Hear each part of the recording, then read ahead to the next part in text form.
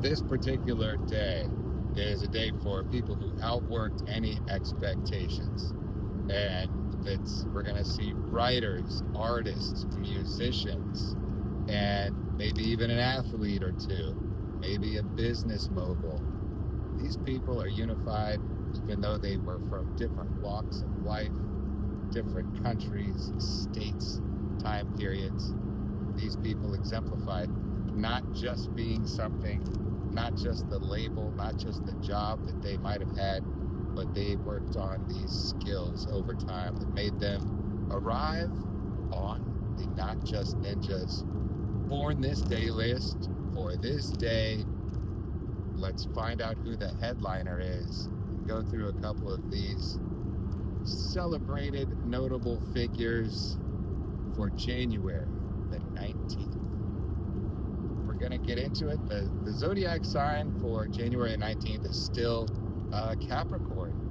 They are known for the positive qualities of ambition, discipline, responsibility, and this day is actually right near the edge of Aquarius.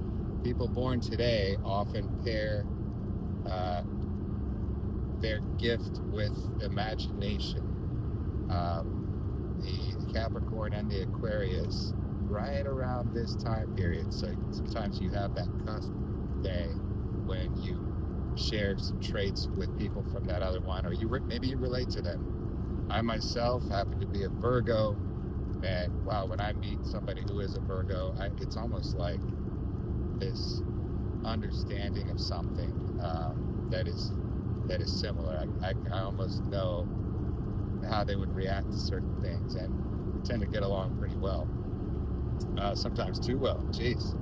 Now, we're going to get into some of the figures from January the 19th. We're going to go first to 1809 in Boston, Massachusetts. There was a writer who invented sort of the modern day detective story, and who is known for writing prose that would chill you. You would just be uncomfortable yet entertained. Rhythmic, rhyming sometimes in the poems, and often harrowing and terrifying. We go to Boston, Massachusetts, and we find the writer Edgar Allan Poe, born 1809. Now, when you're assigned to read, English literature classes, and it's like poem, and you just think you're supposed to read this for homework or something. I think I remember freshman English class, I was assigned Edgar Allan Poe. I'm not sure of the work. It might have been the Cask of Amontillado. I still don't know how to say this. The Cask of Amontillado, let's call it, some type of wine. And that, all of a sudden I realized, oh my God, I'm reading something that is, but no, I know what it was. It was The Telltale Heart by Edgar Allan Poe. And I realized, like, wow, this guy's like tapping into the head of a crazy person, and he's almost like humanizing this obsession about something, and in a very poetic way.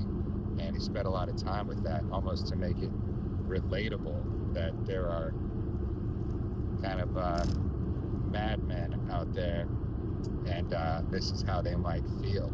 It made you very uncomfortable. But I was like, oh my God, this is what you can do this with writing, with poetry. So I do think it is good to let kids experiment with what that is, and it's maybe not when they're too young. You got to wait until they're, I don't know, maybe high school class, college. But we're gonna he grew up. We're gonna talk about him a little bit. Now, I know he's connected with both a couple of other towns, Baltimore, Maryland. I don't know if that's where he lived most of his life, but even the Baltimore Ravens are loosely named after The Raven by Edgar Allan Poe. You probably know some of the, even if you don't think like, oh, I've heard the name, I don't know any of the work specifically. Well, if you heard some of them, you might say, oh yeah, I have heard that. It's transcended into like regular popular folklore and even vernacular that you can just, people would recognize it. Once upon a midnight dreary, as I pondered, weak and weary. Wow, that's that rhythm carrying on through. It's an exercise in rhythm to read that poem, The Raven. Check that out if you haven't. I'm trying to focus on driving and jog my memory about the rest of that poem. Nevermore. Oh, someone gently rapping, gently tapping at my chamber door, something like that. Really fun, actually. I remember being on the beach once in Santa Monica, looking into that poem and being like, this is, I don't know, one of those days where you're not doing anything. Before I'm a dad, before any of these things, these responsibilities, carefree day in the ocean breeze and talking about poetry, right? Yes, I've had those days. I've had those. Hopefully you have too. They seem long gone now. As you can see, I'm on the way back from a long trip in the rideshare car where we are using this, not just Ninjas, is using basically my rideshare as the only revenue for an early stage startup company. And that is it's a tough slog, but that's what I can do right now. So do what you can, use what you have, and we appreciate you subscribing if you haven't. Anyway, back from that tangent. Oh my God, I'm the tangent man. Edgar Allan Poe, he grew up in poverty. He struggled with some alcoholism, maybe a little drug usage. I think he got into the absinthe, if I've heard that right. But he wrote with precision and was a master of those words. And in the chaos that was probably his life at times, he was able to at least focus enough to get some very, very compelling English literature down. And so Edgar Allan Poe, the museum, I think he lived in Richmond, Virginia at a time too, because that's where the Edgar Allan Poe Museum is, and they are famous for a couple of things, like the Unhappy Hour. They probably did something today for his birthday. Unhappy birthday, maybe. Anyway, that's how we're going to kick it off. Then we're going to move to 1839 in Aix-en-Provence, France. In France, Paul Cézanne, who's a painter who bridged Impressionism with modern art. And I was going to say what pieces he picked up, but if you go into any art museum that has a wide collection of different eras, hopefully check out Paul Cézanne. And he was famous for influencing Picasso a little later. And he did landscapes, mountains, things like that. So this one, ChatGPT, I feel like has failed me now. At least hopefully the names of these people are they're actually born on January 19th. But Paul Cézanne, a famous painter. Then we're going to go to the United States of America, Port Arthur, Texas. A famous Texan, lived from 1943, born in 1943 till 1970. My God, that's not that long. Janis Joplin, she's a singer. And if you haven't heard Janis Joplin, just wailing, belting it out till her voice failed and didn't really seem to care about it. But she was a big part of this rock and roll movement of the late 60s that, man, they were just wild. Throw in some anti-war protesters. Probably look a lot like some of the protesters of 2026 is the year that we're filming this one in. Except I'd like to see, the zany, very in touch with their raw emotion types. I'd like to see them channel that towards artistic endeavors, the way that those two, Edgar Allan Poe and Janis Joplin, did. Now, Janis Joplin seems like she was a little more of a, wasn't like the professional, clearly. It's somebody like a Taylor Swift is. It's like, yeah, I'm an artist and I fill this work with emotional connectivity and feel through my musical creativity. But you have to, that's part of a lot of music and a lot of artists. This has to be a through line of all people. Something has to be sincere about it, or it's not going to have staying power. It's not going to have that open embrace to, yeah, this belongs, stamped in human history. I really feel this. It's impossible to deny it. It's the discipline used to acquire the skills, whether it's a guitarist, vocalist, songwriter,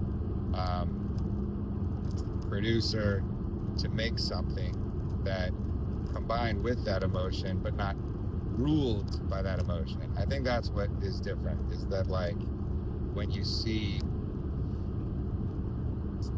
people that are really following their emotion, like a Janis Joplin or whoever is out, joining the fray of some political movement, some political emotionally charged thing, like what's going on in 2026, especially in Minnesota.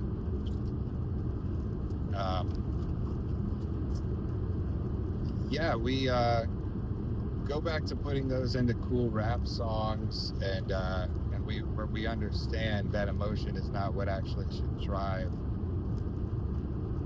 our civilization. It should be appreciated as part of the human experience and related to, but not as an intellectual influencer of what decisions that are made that affect a lot of people.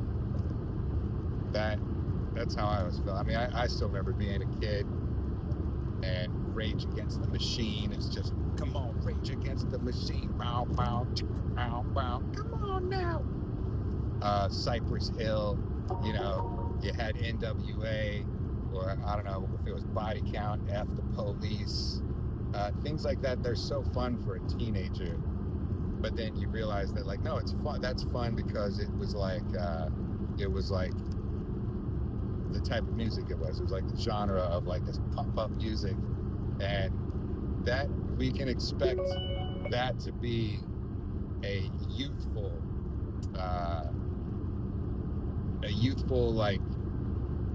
overwhelming explosion of what emotions we might all have about certain things, frustrations, emotions, energy,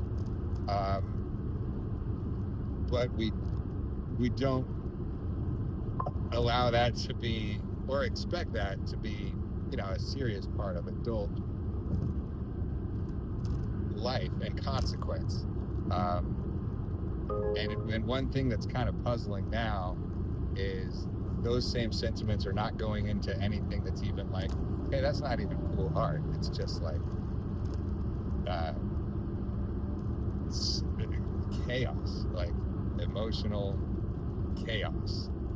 And that's one of the reasons that I find it confusing. Hey, remember when that chaos was just put into something cool like Cypress Hill music, or Rage Against the Machine, or Nirvana, or it goes on, Janis Joplin.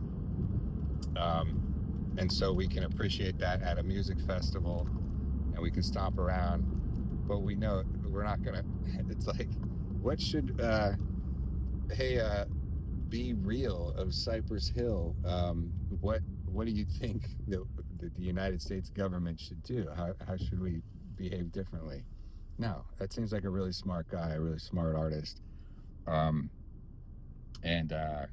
not the same as somebody who has led enormous infrastructures and can do that with an overall understanding of a civilization, a culture, a history, and a future. That's another tangent there, but it just made me think of that when I was talking about Janis Joplin and the raw emotion. Like I don't put on Janis music a whole lot now, but damn, sure I sure have, and there's a place for it, especially when you're in your middle finger to the man phase, which is like a phase that all of us hopefully move through and can be healthy on the other side of it. It got to her. We're gonna go to this other performer who was somebody I kind of idolized from his class. I want to say, and just the style, the panache, the professionalism, the class. Let's see, he was born in Santiago de Cuba, and he was the co-star and producer of I Love Lucy. Desi Arnaz. What was his name on that show? Ricky Ricardo. What a cool freaking show. He was like, in the show, he was the proprietor of like a classy big band jazz club, dinner club called the Copacabana, I think that's what it was. But Desi Arnaz, he seemed to be the face of a really cool part of television, which was this kind of an odd couple with Lucille Ball, and then Desi Arnaz, but it wasn't an odd couple when they got together. The chemistry there was really fun to watch, and he built that show into being a very loved part of American culture, and probably all over the place too. So Desi Arnaz, it doesn't have a quote from him, but maybe I should put that in. Why didn't you, ChatGPT, why did you not include quotes today? Why not? Let's put in just quotes. And I'm one of the reasons I'm making these right now is, even though that I'm in a car or sometimes at my dining table, I know that at some point in the future there'll probably be like a setting, like on YouTube or whatever we use instead of YouTube in a few years, where you can have it give animations and photo or video references to everything you're talking about. So when I talk about Janis Joplin and the anti-Vietnam War protests and the headbands and the rock and roll and the people hanging out at the festivals, dancing in the mud and stuff, it'll show those things so you'll know what I'm talking about. And maybe a picture of Janis Joplin wailing into that microphone, or maybe it'll show Edgar Allan Poe, and maybe the Raven text will be scrolling up. So, oh yeah, that's cool if it's doing that. If you're watching this when that's happening, hell yeah, that's why I was doing all this. All right, we only have time for a couple more to see who this headliner is. So after Desi Arnaz, we're gonna go now to the headliner, who does Not Just Ninjas choose as the headliner for January the 19th. This is gonna be someone who was born in, let's see, Sevier County, Tennessee. Oh my goodness, 1946. Was this her real name? Dolly Parton. She was born in 1946 and still alive, still doing it, bringing that beauty and what she could. Now, she's still around. She was born just 3 years after Janis Joplin, her voice is amazing. Somehow she didn't have that short-lived career and out with a bang, raw chaos that seemed to mark Janis Joplin. But she's got to be there. I mean, Dolly Parton is such a legend. She has an amusement park in Tennessee called, I think it's called Dollywood, or is it Dolly World? But this is a roller coaster type park. This is like a Six Flags, something like that, but it's themed with the types of vibes that you would expect from the country music with Dolly Parton, and you have your family friendly rides, entertainment, music, and that is how big she is, not just in Tennessee, but in the United States and beyond. Some of the music that will just stick around forever. I remember she got big again after not really being in the public eye when Whitney Houston made her song, and she had a song called, what the hell was that song? It was from The Bodyguard. I Will Always Love You. So the Dolly Parton version of that it's really sweet. It's really nice, and it you can listen to that anytime if you're in that mood, that wistful mood. But Whitney Houston sang it, and the production of it, and the team at The Bodyguard, they made it take on, there's not a whole lot of cultural phenomenon like this song. It was everywhere. You couldn't go a day without hearing this song, from then on for maybe a year or two, and you still hear it every now and then. And Dolly Parton was the writer of that song, and so some of this, she's made her empire sometimes as a vocalist, sometimes as as a duet, but she also wrote the theme to the movie 9 to 5. I think she was in 9 to 5. She grew up in poverty. She wrote Jolene, a song that will always be. It's I heard my girlfriend likes the version that Miley Cyrus did of Jolene. 9 to 5 is just an amazing song,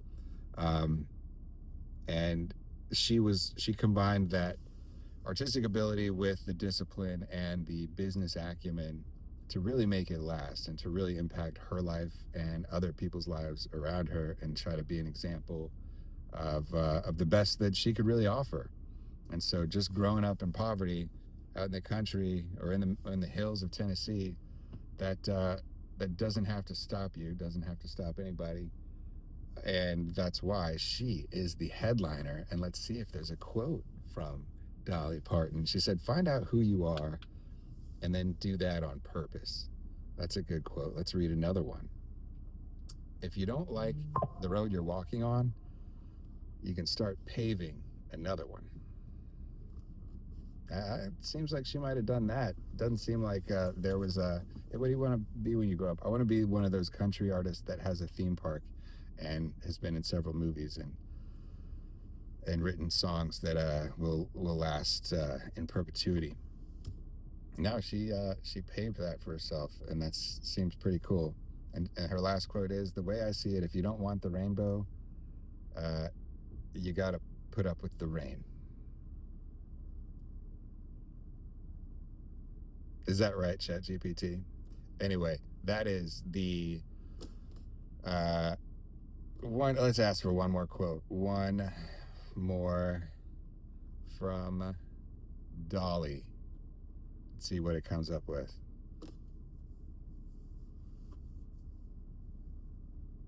As I'm waiting, what I'm doing right now is I'm about to wrap up the day. I wasn't able to work that much today. About to wrap up the day, and I'm at the airport.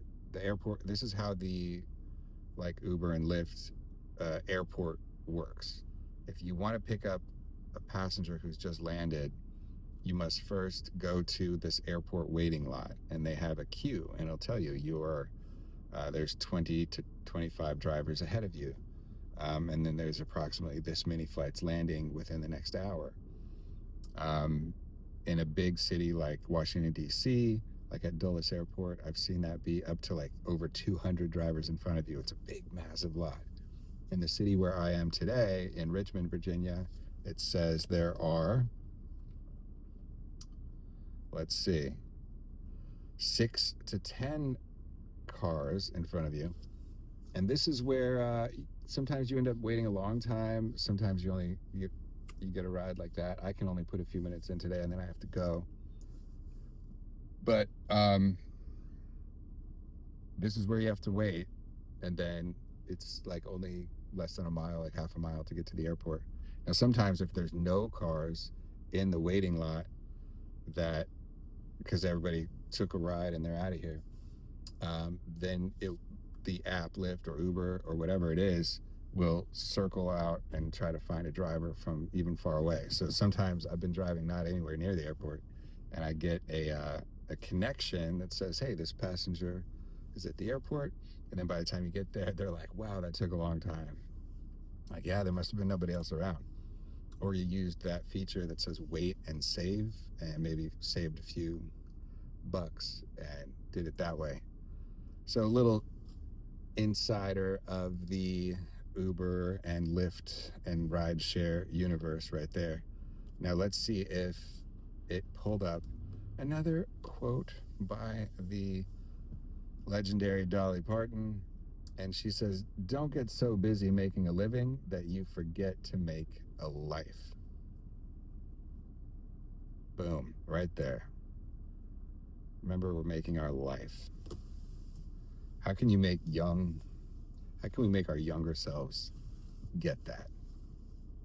That's one of our goals at Not Just Ninjas, is like, hey, we know you're going to be really responsible.